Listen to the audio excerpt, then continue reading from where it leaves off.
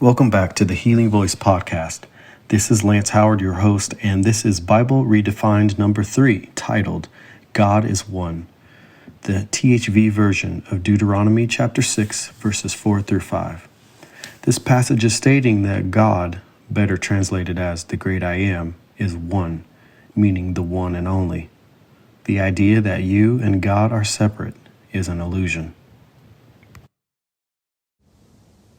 Deuteronomy chapter 6, verse 4 through 5, the THV version. Yisrael, princes and princesses, children of the Great One, listen attentively with diligence and perception. Ahia, the great I am, the self-existent one, self of yourself, is sacred unity in diversity. Ahia, I am, is the one and is the reason behind and intertwined with it all, as one. Ahia, the great I am, is one. Breathe with affectionate desire for and deep continual connection with the sacred one, the great I am. Do this from the deepest center of yourself, from the interior place of courage, respect, and devotion. Do this with all the inner focus of your life force and vital energy, your very breath of life. Do this from the fire of your most true emotion and feeling.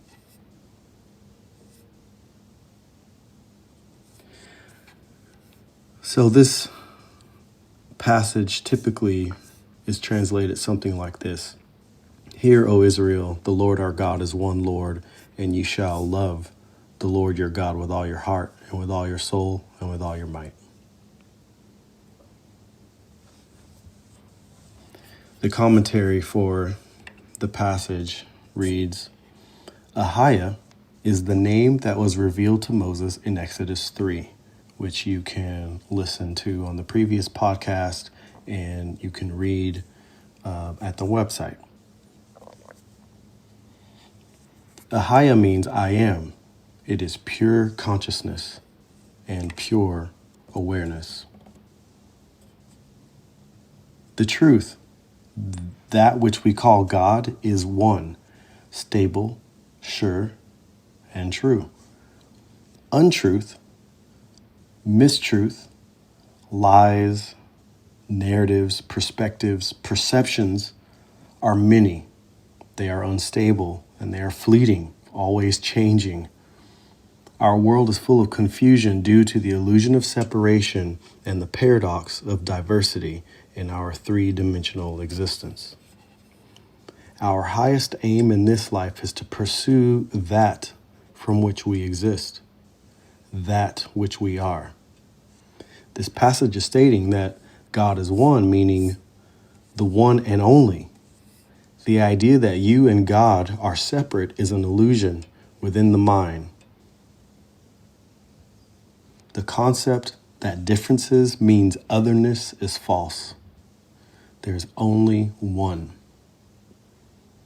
And for example, we could say there are many diverse forms of life, but there is still only this one life.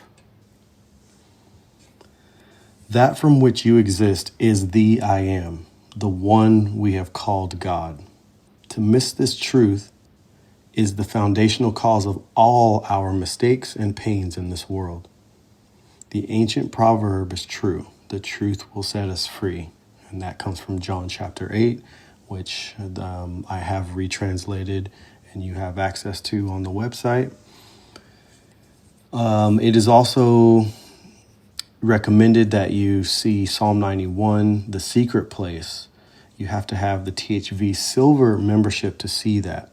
So the previous verses that I've mentioned, which are John 8, about the truth setting us free, and I also mentioned Exodus 3, where the name Ahia was revealed to Moses. Those two passages you can read for free on the website, but it requires that you have a membership still. That membership is free, but you must have a membership to access the document. And then the THV Silver membership is the Bible Redefined library, which has the whole library of Bible Redefined. There's nothing left out. Finally, what is love is another document that you should look at. It's from 1 Corinthians chapter 13. It is also in the basic free membership. What you'll find in Bible Redefined is the THV version really attempts to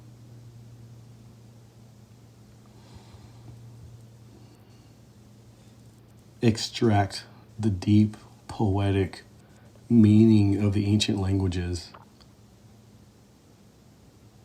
And that is very, very special because it means I am doing the utmost, the best I can do to bridge our current age to the age of the ancients. What that means is I desire to know the truth. But I realize I live in a matrix. The way my current world sees things, the way our world sees things, is not the only way that the world can be seen. This means we think we know what we're saying, we think we know what we're doing, but what we're saying and doing doesn't apply in other parts of the world.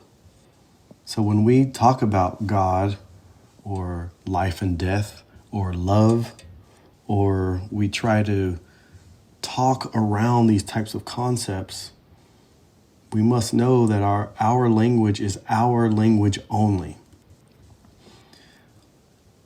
What I have learned from studying the ancient languages is that what we are just now learning in quantum sciences, the ancient scriptures of the Hebrews and the Indians and the Chinese, ancient scriptures have been saying things for ages that we are just now uncovering. So there was a point in our very recent history when we thought they were wrong and we're finally catching up. This just proves my point that we think we know what we're saying and doing, but we really don't. Our level of wisdom is, it's just not there. It's not what it should be or what it could be. Bible Redefined is about bringing these truths to life in a way that is free from religion. Because again, religion comes from this culture, this way of thinking, this way of defining words. But I don't want to know how this culture defines these words because these words were written thousands of years ago. So it's important for us to know what the words meant thousands of years ago if we really want to understand what the book is saying. If we want to know what the book is saying, we need to know what the words meant at that time in that day and age. If we could not care less about what the book is saying, then we should just keep following the religious dogma that we've been given. THV is not about that. The THV version is not about going with the status quo of religion. It is all about understanding what the ancients meant when they used these words and just bringing that to life. And what I'm finding, and what many of you are finding, is that when these words are brought to life, suddenly all the confusing things about why we're here and what we're meant to do and why our life journeys seem to go the way they go, suddenly things begin to make sense. That is why this translation is so important. That is why the THV version is so important. That is why Bible Redefined is so important, to know that this book does not belong to us. The book is not ours. The book doesn't belong to Western Christianity. The book predates Christianity by a real long shot. You need to know that. You need to know that it was not originally written in English, and you need to know that translating it from its ancient form to our modern English is a project that requires a very meticulous attention to detail and respect for the ancient wisdom that the language contains, and the utmost effort not to water it down, because when you bring one word from ancient Hebrew to modern English, a lot of meaning can get lost. And that's why one sentence in our English translation, if you read that the way I've retranslated it, that one sentence can sometimes turn into a whole paragraph, because I'm trying to really pull out the imagery and the parallelism and all the poetic nuances and subtle suggestions that the language is giving, that in English you have no clue is even happening. To give it an example, verse 4 from Deuteronomy 6 that I just read, it typically reads something like, "Hear, O Israel, the Lord our God is one Lord." But let me read that verse from the THV version. Yisrael, princes and princesses, children of the Great One, listen attentively with diligence and perception. Ahia, the great I am, the self-existent one, self of yourself, is sacred unity in diversity. Ahia, the I am, is the one and is the reason behind and intertwined with it all as one. Ahia, the great I am, is one. So you can see how it's typically translated in about 7 words. And it's so simple, and you read it and you think you get it. You read it and you think you get it. But the way the THV version translates it really opens it up. It expands the understanding. Because Israel isn't just saying a specific group of people, it's saying a royal group of people, princesses and princes. And to expound on that, you should know that to be called Israel wasn't always called Israel. He is one of the progenitors. He is the direct father of the 12 tribes of Israel, but his original name was Jacob. If you don't know the story of Jacob, you don't understand the transformation that the man Jacob had to go through to be renamed Israel. He had to experience a spiritual awakening to go from being Jacob to being Israel. So this group of people who is called Israel also has to go through a spiritual awakening. And it's more than a bloodline. It's a people group who go through an awakening, and they wake up to who they truly are. And the connection to the great I am is totally wrapped around that and encircling that and in the midst of that experience. It's a really, really powerful truth. These are the princes and princesses of Yisrael, children of the Great One.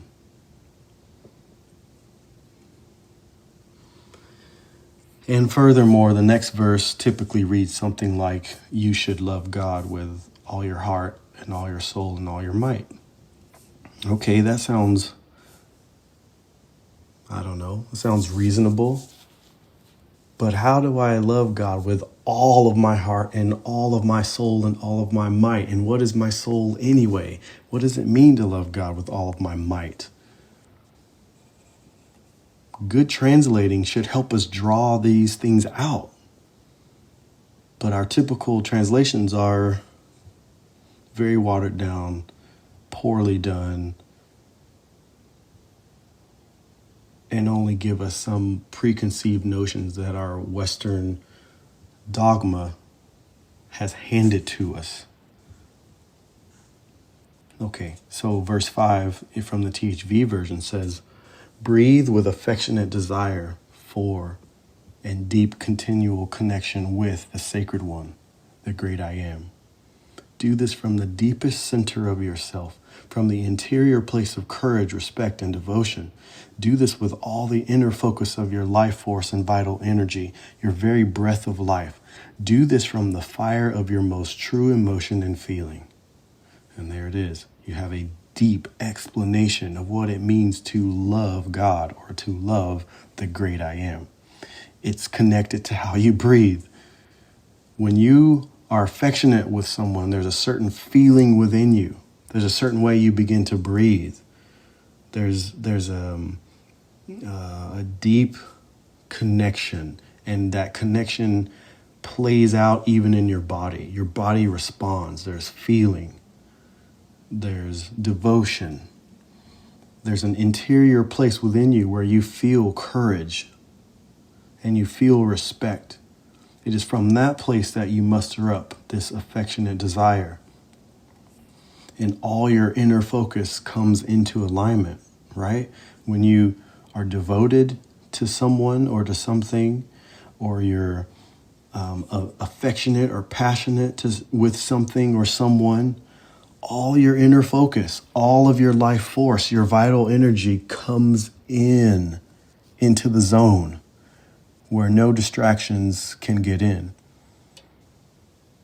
And you're just in the flow. And again, there's a certain breathing that begins to happen. Literally, your breathing changes. It's deep, it's fluid, it's smooth, it's stress-free.